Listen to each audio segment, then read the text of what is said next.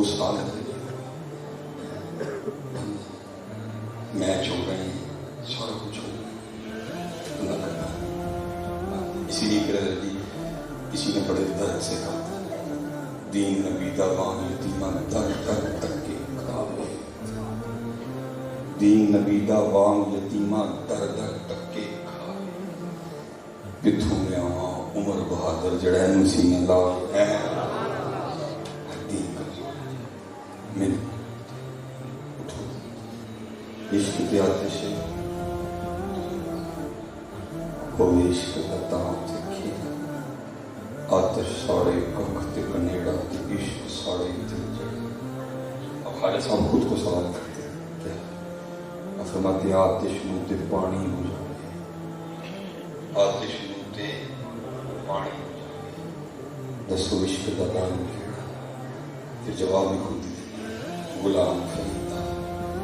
اتھے ککھ نہیں بچدا جتھے عشق دا اجڑیا ہے۔ حضرت رابعہ بصری رحمۃ اللہ تعالیٰ علیہ کے لکھا ہے علیہ ایک رات تھی تو آپ نے شور بلند کی ہائے پیاس ہائے پیاس، سب کو بڑا پیار تھا سیدہ رابعہ سے، یعنی کوئی یہ پوچھنے نہیں آیا کہ کون سی پیاس، سب نے اپنے اپنے گھروں سے برتن اٹھائے اور پانی کی تلاش میں نکلے، سارے پانی بھر کے لا رہے تھے، راستے میں بزرگ تھے جو غاسلین میں سے تھے، انہوں نے سب کو روک دیا، پوچھنے کدھر جا رہے ہیں؟ سب نے کہا رابعہ اونچی اونچی کہہ رہی ہیں ہائے پیاس ہائے پیاس، شاید آپ کے گھر میں پانی نہیں، ہم پانی لائے ہیں آپ کی پیاس بجھانے کے لیے۔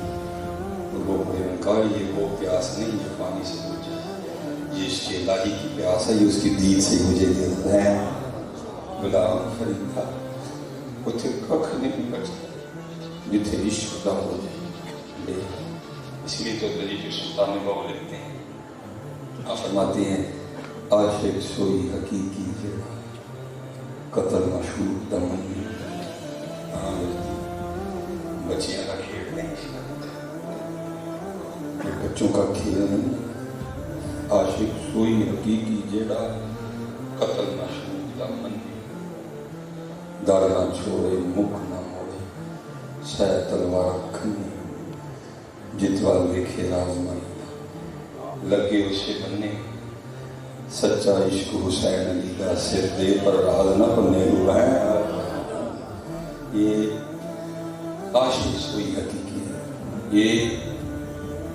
انڈیا میں ذکر کا مزار ہے، نقش بندی مجددی بزرگوں میں حضرت مظہر جانے جانا رہا، قاضی ثناء اللہ پانی پتی نے اپنے پیر و مرشد کے نام پہ تفسیر تصنیف فرمائی، جس کا نام آپ نے اپنے پیر و مرشد کے نام پہ رکھا، تفسیر مظہری ہے۔ حضرت اس میں کلام فرماتے ہیں، آپ فرماتے ہیں کوئی نہیں، آپ توجہ رکھیے، آپ توجہ رکھیں انشاءاللہ کچھ نہیں ہوتا ہے۔ اس میں حضرت نے لکھا ہے یہ عاشق سوئی حقیقی بتانے کی یاریاں کیوں نبی ہیں، یاریاں کیوں نبی ہیں۔ آپ فرماتے ہیں ہمارے جو شیخ تھے ان کی بی بی صاحب زبان کی بڑی کوڑی تھی، لیکن حضرت نے سب مریدوں کو کہہ رکھا تھا یہ جو کچھ بھی بولے نا خواہ میرے لیے بولے تو اس پہ بھی چپ رہنا، اور اگر تمہیں کچھ کہے تو پھر بھی میرے لیے چپ رہنا، اس کو کسی نے کچھ، اس لیے کوئی مرید کبھی نہیں بولتا۔ لکھا ہے اس میں کہ حضرت کا ایک مرید تھا پٹھان کابل سے ہے، حضرت نے خانقاہ میں کام اس کے ذمہ لگایا، وہ کر رہا تھا، بی بی صاحب تشریف آگے پوچھتی ہیں وہ یہ کیا کر رہا ہے؟ اس نے کہا مجھے پیر صاحب نے کہا پہلے تو خان کی ہوئی، پھر اس کے بعد بی بی صاحب نے اپنی توپوں کا رخ پیر صاحب کی جانب کر دیا۔ خان صاحب اپنی دفعہ تو چپ رہے کہ بھائی خانقاہ سے آئی ہیں، ظاہر ہے میرے پیر و مرشد سے کوئی نسبت ہوگی نا، لیکن جب پیر و مرشد کے خلاف بولنا شروع ہوئی تو مرید سے برداشت نہیں، تلوار لٹکی ہوئی تھی، اس نے ہاتھ ڈالا اور تلوار کو نیام سے باہر کھینچا۔ حضرت کو بدل یہ کشف خبر ہوگی کہ معاملہ بگڑ گیا، اب بھاگتے ہوئے آئے، مرید کا ہاتھ پکڑا، اس کو خانقاہ سے باہر لے گئے۔ اب باہر جا کے نا پیر صاحب بھی ہو رہے ہیں، مرید بھی ہو رہے ہیں، جب تھوڑی سی کیفیت سمجھ میں تو مرید عرض کرتا ہے حضرت اب اتنے بڑے شیخ ہیں پاک کوئی، اگر آپ اس پہاڑ پہ نظر ڈالیں تو سر نہ بنا دیں، اتنی آپ کی نگاہ میں اللہ نے طاقت رکھی ہے، ایک اور ذات آپ کی شان میں اتنی گستاخ ہے۔ آپ نے فرمایا جب میں قرب الہی پانے کے لیے مجاہدے کر رہا تھا، ایک دن الہام مظہر ہم تجھ سے راضی ہیں، کہتے میں نے سجدہ شکر ادا کیا، پھر الہام ہوا مظہر تیری طرح ہماری ایک اور بندی ہے، ہمیں راضی کرنے کے لیے وہ بھی بڑی محنت کرتی ہے، بس اس میں ایک نقص ہے، زبان کی بڑی کوڑی ہے، کبھی تو ہمارے لیے اسے نکاح کر لیں ہم تجھ سے ہو رہا ہے بابا جی تیرے کو تو 4 وال نہیں نہ رکھے گئے یعنی نبدیاں نہیں آ گئی۔ اور پھر رو پڑے